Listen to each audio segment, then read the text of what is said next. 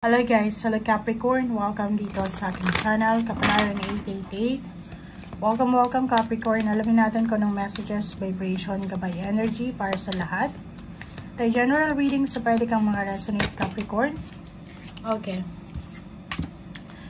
Meron kang 2 cards dito, change and outrageous openness. Okay, dito sa first card mo, sinasabi na gusto mong makaalis, gusto mong makadetach sa mga attachments, sa mga partnership, collaboration, relationship na hindi ka na masaya. Sinasabi sa'yo dito ng card na to na kailangan mong maging handa. Ihanda mo yung sarili mo. Open yourself for a change. Diba? Kailangan mong i-let go lahat ng mga bagay-bagay na ayaw mo nang mangyari sa buhay mo. Huwag mong masyadong kontrolin yung sitwasyon, okay? Minsan may mga pagkakataon sa buhay mo na hindi mo alam kung tama ba yung decision mo or mali. But sinasabi sa'yo dito ng barahan na gawin mo kung ano yung nararapat para sa pagbabago, okay? Etong change card na to, sinasabi na kailangan nating alisin yung mga ego natin, yung pride, yung sobrang taas ng tingin natin sa sarili natin. And as much as possible, be humble. Okay? And yun, be open, be open. Kailangan maging open sa mga changes, pagbabago. And wag kang masyadong magsettle sa isang bagay, relationship, work, business, na alam mong hindi mo deserve. Kasi may mas maganda pang blessings, offers na deserve mo.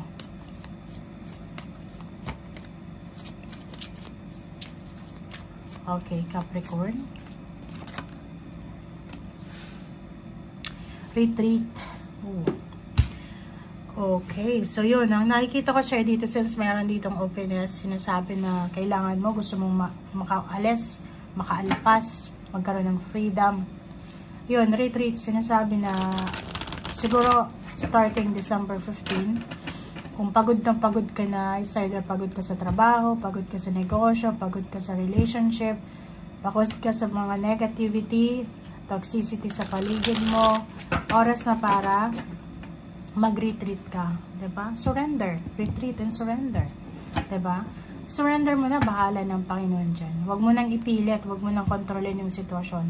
Relationship yan, sobra kang in love, pero hindi ka na masaya. Let go of the situation. Okay? Diba? O, 5 of Wands. Pwede kang ma-involve sa isang pag-aaway, competition, backstabbing, or anything. Okay? So, nakikita ko sa'yo dito sa 5 of Wands na to na mahirap to eh. Pwedeng maraming tao yung pinag-uusapan ka, or maraming mga tao yung naiinggit sa'yo dahil sa kung ano yung meron ka sa ngayon. Nakikita ko rin sa'yo dito na maraming tao yung pwedeng araw-gabi na lang ikaw yung topic nila. Negosyo, pwedeng may gustong maging kompetensya mo sa loob ng trabaho, sa loob ng opisina. Nakikita ko sa loob ng paaralan, kung college student ka, sa university, parang ang daming competition. Okay, Ace of Swords and 4 of Swords. Nakikita ko sa'yo dito na yung Ace of Swords na to, minsan ayaw ko yung Ace of Swords na yan. Kasi yung Ace of Swords na yan is chismis, minsan mga balita na unrealistic, pero minsan good news din. But in your case, makikita mo dito na makakatanggap ka ng mga chismis, or pwedeng ikaw yung pinagchichismisan. 4 of Swords, sinasabi dito na yun, release, let go, retreat. Hayaan mo na. Okay? Eto Capricorn, ang energy na to, hindi ko alam kung makaka-resonate ka, pero may mga tao dito pinagtatawanan ka. Hindi mo kasalanan yun. Ipahinga mo yung isip mo, yung puso mo. Gawin mo kung ano yung nararapat. Hayaan mo lang sila. Pagtawanan ka nila, yura ka nila ang pagkatao mo, ibaksab ka nila. Magagawa nila yon hanggat kaya nila. Basta, wala kang ginagawang masama. O, diba? The Hermit. So, yun. Spend time alone as much as possible. As much as possible, spend time alone. Huwag ka nang makipag-cooperate, makipag-collaborate, makipag-usap dun sa mga taong alam mong mga chismoso, backstabber. Kasi hindi maganda yun eh. Hindi maganda. parang yung energy nila, ma-absorb mo yun. And yun, pinag-uusapan ka na nila, bakit mo pa isisiksik yung sarili mo sa kanila, na alam mo na ikaw, pag talikod mo, ikaw yung topic nila. Nakikita ko yung The Hermit, sinasabi, spend time alone. Spend time, mas okay nang alone ka, mas okay na yung kung sino lang yung kasama mo na naiintindihan ka, kaysa isiksik mo dun yung sarili mo dun sa mga taong may ayaw naman sa'yo. Diba? Okay. So, if, for example lang to meron ditong mga unemployed na Capricorn. Siyempre, unemployed, walang pera. May mga kapamilya ka na posibleng susuportahan ka nila financially. May mga kapamilya ka na pwedeng maasahan mo sila in terms of money. Like father, yung pinaka pwedeng maasahan ng Capricorn dito is yung father figure, if you still have father. And nakikita ko may mga kapamilya ka na pwede mong malapitan in terms of money. Or pwedeng may kapamilya na gusto kang lapitan in terms of money, na gustong umutang sa'yo, gustong humingi ng tulong. Okay. Ang ganda nito. Ang 3 cards na to ay nagsasabi sa'yo, Capricorn, na may hinihintay ka 3 years ago pa na naghihintay ka, or 3 years na hinihintay mo. It's either magbuntis, magpakasal, magkaroon ng bahay, magsama yung mag-asawa kung nasa long distance relationship.